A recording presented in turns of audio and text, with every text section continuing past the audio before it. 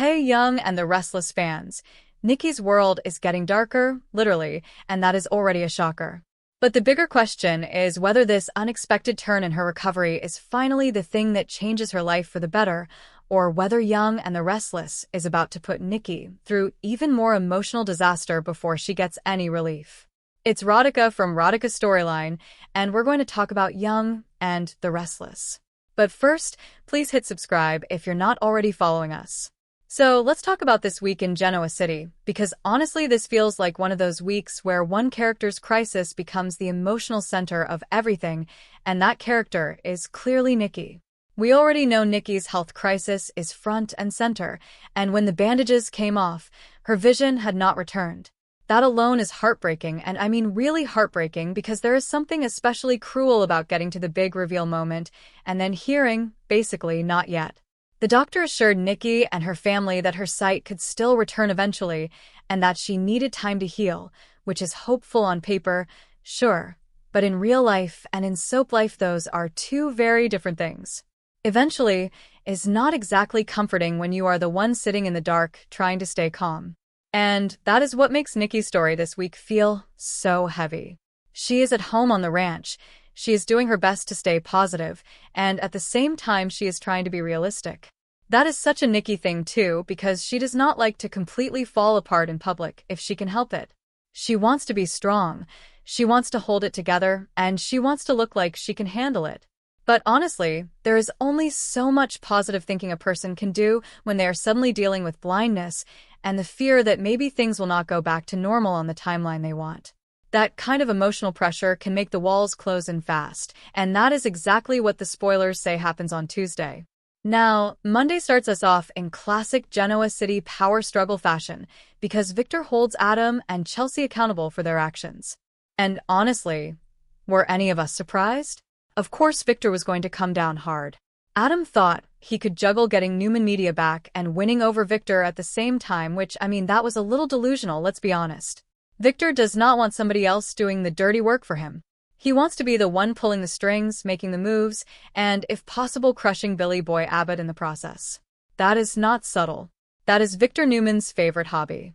So when the spoilers say Victor holds Adam and Chelsea accountable, I immediately think we are in for one of those very cold, very cutting Victor scenes where he acts like disappointment is somehow more brutal than rage.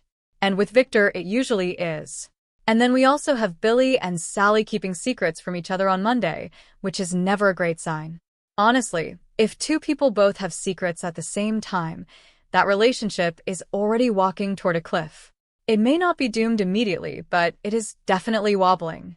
Billy keeping things from Sally feels on brand for him, because Billy loves acting like he is being open while quietly managing his own little chaos on the side. And Sally keeping secrets too, well, that just tells me neither one of them is really operating from trust. It is all smoke, mirrors, and selective honesty, which is fun to watch but terrible for stability. And, of course, Audra celebrates a win on Monday, which probably means Audra is feeling herself, and honestly, when Audra gets a win, she always makes sure the room knows it. She does not do quiet satisfaction. She does triumphant energy, sharp outfits, and that look on her face like everyone else should have seen this coming.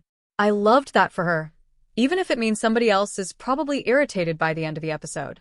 In Genoa City, one person's victory is usually somebody else's fresh headache. Now, Tuesday is where Nikki's struggle really moves into the spotlight. The spoilers say the walls close in on Nikki as she struggles with her condition, and I have to say that wording feels so emotional and so claustrophobic. This is not just about the physical condition. This is about the mental toll, the frustration, the fear, the helplessness, and probably the humiliation too, because Nikki is proud. She does not want to feel fragile. She does not want to need constant help. She definitely does not want everyone around her hovering and worrying and acting like she might break. Even when people mean well, that can make a person feel even smaller, and I suspect that is part of what makes Tuesday so intense. And honestly, this is where I really hope Nikki leans on her family instead of trying to carry the whole thing privately. Because when a person is hurting and trying to stay brave, sometimes they stop asking for comfort altogether. They smile, they say they are fine, they insist they just need time, and inside they are completely crushed. Nikki has been through so much already that it would be very believable for her to go inward here, to keep the worst of it to herself, and that could make the entire situation feel even more isolating. You would think after everything this family has survived, they would know how to support each other without turning it into a control issue. But this is the Newmans, so let's not get wild.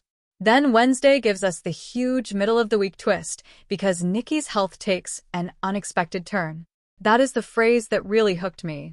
Unexpected turn. Not clear whether it is good or bad, not obvious whether it is physical progress or emotional setback, just enough to make everyone panic. And honestly, that is exactly how soaps like to do it. They give you a vague medical phrase and let your imagination run berserk. It could mean her vision starts to return. It could mean there is some complication. It could mean she emotionally breaks down in a way she has been trying to avoid. It could even mean something shifts between Nikki and Victor because the crisis forces them to face things they have been avoiding. So yes, the phrase is small, but the possibilities are huge. And Wednesday is also the day Billy gives Adam the third degree, which honestly sounds exhausting but very believable. Billy and Adam never need much encouragement to get into each other's business, and if Victor is already lashing out about Newman Media and wanting Billy hurt in the process, then you just know the tension between these men is going to stay nasty. Billy asking questions or pressing Adam probably means he senses weakness or opportunity, and Billy loves both. He acts offended half the time, but he also loves the game, and if Adam is already under Victor's thumb, Billy will absolutely poke at that. It is messy, it is petty, and yes, I will be watching. And then we have the romantic heat, because things heat up between Kane and Lily on Wednesday. Now that is interesting. Very interesting. Because there is always something with exes reconnecting, especially when there is history, chemistry, and just enough unfinished business to make everybody nervous. Kane and Lily growing closer is not exactly shocking in soap terms, but it is still a big deal because history like theirs does not come lightly. There is old love there, old pain there, and probably more than a few unresolved feelings sitting under the surface. So, if things are heating up, that means the emotional temperature is rising fast, and somebody is going to want more than the other person is ready to give. That becomes even clearer on Thursday when Lily sets boundaries with Kane. And honestly, good for her. I mean that.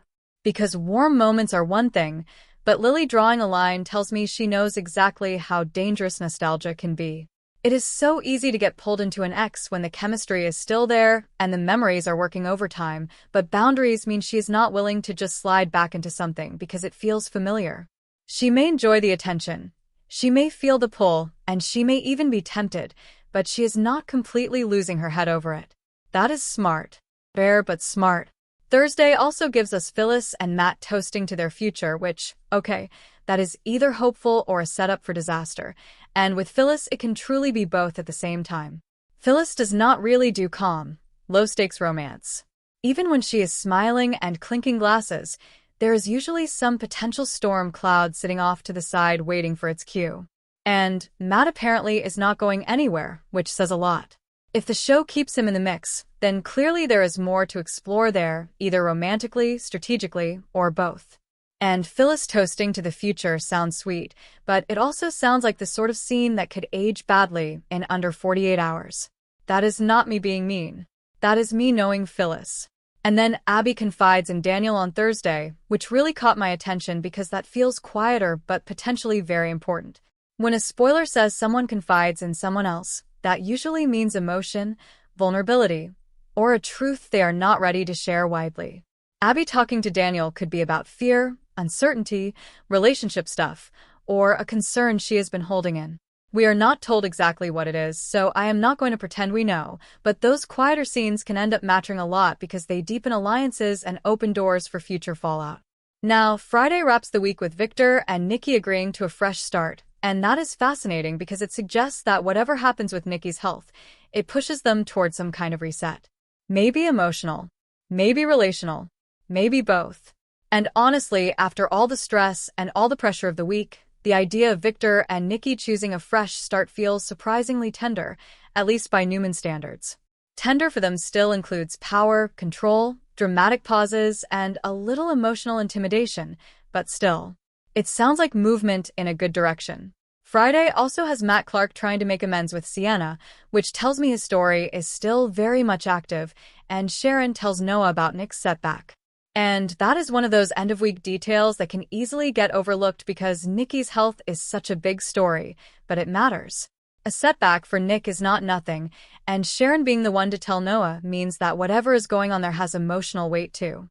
So the week really does end with multiple family tensions still in motion, even if Nikki and Victor are reaching some kind of fresh start. So overall, the recap tells us this week is about pressure. Nikki under emotional and physical pressure. Adam and Chelsea under Victor's pressure. Billy and Sally under the pressure of secrets. Kane and Lily under the pressure of old feelings. And honestly, that kind of week is always good soap, because pressure is when people either reveal who they really are or make an absolute disaster of everything. Now, let's get into the theory side of this, because that is where this spoiler batch really gets interesting. The biggest question, obviously, is what exactly that unexpected turn in Nikki's health means, and then beyond that, what it changes for everybody around her. So, first up, I have to talk about the possibility that Nikki's unexpected turn is actually positive, or at least more positive than the show wants us to assume right now. I suspect the spoilers are being deliberately vague, because if her vision starts to return, even slightly, that would be the kind of midweek shocker they would want to tease without giving away the emotional impact. The doctor already said her sight could come back eventually. That detail matters. It is not a random line. It plants hope, and soaps love planting hope right before payoff or heartbreak. So I could absolutely see Wednesday bringing some small sign that Nikki is improving, maybe not a full recovery, not some magical overnight fix, but enough to shift the mood and give Victor and Nikki a reason to look toward a fresh start by Friday. And honestly, that fresh start detail is the biggest reason I lean in that direction. If the week ended with Victor and Nikki completely shattered or newly divided, I would think the unexpected turn was bad. But the fact that they agree to a fresh start suggests something emotional opens up between them. That can happen during a crisis even if the medical side is still uncertain, sure, but I am betting there is at least a glimmer of positive movement. Maybe not total relief. Maybe not full restored sight. But enough progress to crack open the emotional wall Nikki has been holding up. Next, though, I have to say there is still a real possibility that the unexpected turn is negative first and hopeful second. And that would be very young and the Restless, honestly. I wonder if Nikki has some kind of setback emotionally, maybe a moment where the fear finally overwhelms her and she cannot keep up the strong face anymore. Sometimes the most dramatic, unexpected turn is not the medical chart. It is the person finally falling apart after trying not to. If Nikki hits that breaking point in the middle of the week, then Victor seeing her vulnerability up close could be exactly what softens him and leads them toward that Friday fresh start. Because let's be real, Victor is not always the easiest man to emotionally connect with unless a major crisis forces him to stop barking orders and actually show up as a husband. He loves control. He loves action. He loves deciding what everybody else should do. But Nikki's condition is one of those situations he cannot dominate into submission. He cannot glare at blindness until it gives up. He cannot buy time to move faster. He cannot bully healing. And that kind of helplessness could be part of what changes him too. I am betting this week humbles Victor at least a little, and that is always interesting because humbled Victor is a rare species. Another possibility is that Nikki's health story becomes the catalyst for family realignment. And I think this matters because when one powerful family figure is vulnerable, all the other tensions around them suddenly look different. Adam and Chelsea being held accountable by Victor early in the week may feel like business as usual, but I could see Nikki's crisis eventually making Victor rethink where he is spending his energy. He is so focused on punishing people, taking back Newman media, and hurting Billy Boy Abbott, and meanwhile the woman he loves is going through something terrifying at home. At a certain point, even Victor may have to face that his reign of terror routine is not the priority. I know, shocking concept. But it is possible. So I wonder if part of the fresh start with Nikki is not just about their marriage or emotional reset, but also about Victor pulling back from one of his ongoing vendettas long enough to refocus. I am not saying he suddenly becomes soft. Let's not get ridiculous. But I could see a temporary shift where Nikki's condition reminds him what actually matters. And if that happens, Adam and Chelsea may get a tiny reprieve, though probably not enough to sleep easy. And speaking of Adam and Chelsea, here's another one. I suspect Victor holding them accountable is going to land hardest on Adam, because Adam is the one who should have known better. Chelsea may be caught in the fallout, but Adam is Victor's son, and that makes Victor's disappointment more personal and more brutal. Adam thought he could manage Victor and the company situation, and honestly, that was a terrible read. Victor hates being managed. He hates being outmaneuvered. He especially hates when Adam tries to anticipate him and gets it wrong. So I am betting Adam takes the full emotional hit here, and Chelsea is left dealing with the collateral damage of being attached to him. That could also be why Billy gives Adam the third degree later in the week. Adam is already weakened by Victor's wrath, and Billy can smell weakness from a mile away. If Billy senses Adam is cornered, he may push harder than usual, not because he is noble, but because he enjoys seeing Adam squirm. I could see this spiraling into one of those situations where Victor is angry, Billy is smug, Adam is defensive, and Chelsea is stuck in the middle wondering why every road still leads back to Newman chaos. Which, honestly, is a fair question. Now, shifting gears a little, I have to talk about Lily and Kane because this storyline has all the signs of a romantic near-miss that could get very messy very fast. First, things heat up between them. Then Lily sets boundaries. That sequence tells me there is real chemistry there, but also real hesitation. And I suspect Lily is the more self-aware one in this equation right now. My guess is she feels the pull, maybe even enjoys the reconnection, but she is not willing to forget the history that comes with Kane just because the vibe gets warm for a minute. That is important, because old feelings can be intense without being wise.